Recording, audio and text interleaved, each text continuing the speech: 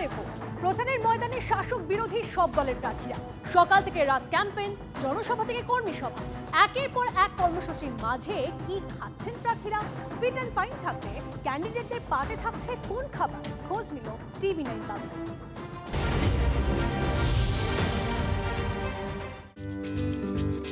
Vote প্রচারে এমনিতেই কখনো রোদ্দুর কখনো বৃষ্টি, কিন্তু বেশিরভাগটাই গরম।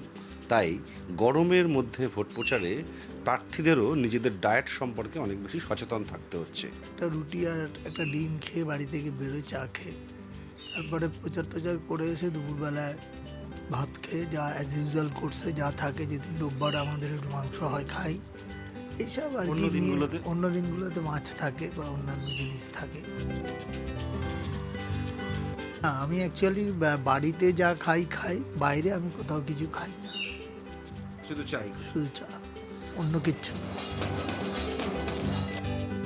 অন্য 5 দিনের মতো বা স্বাভাবিক জীবনে যখন তিনি থাকেন, ভোটের সময় নয়, সেই সময়ও যে ডায়েট থাকে সেই ডায়েটেই করছেন। আমরা এখনো পর্যন্ত যা জানলাম, সকালে একটা রুটি একটা ডিম চা, আর তার সঙ্গে দুপুরবেলা ভাতের সঙ্গে তিতো নিশ্চিত রূপে থাকবে, এমনটাই তিনি বলছেন। সজনের ডাটা এসবগুলো থাকে যেগুলো গরমকে রক্ষা করে আর কি। নিম বেগুন থাকে, তিতো আজও ছিল। হ্যাঁ, এটা নিয়েই আর কি মোটামুটিভাবে খাওয়ার পাটটা শেষ করি। এইভাবেই খাদ্যমন্ত্রী রথীন ঘোষের ডায়েট মেনটেন হয় এবং সেই খেয়েই তিনি প্রচারে বার হচ্ছেন।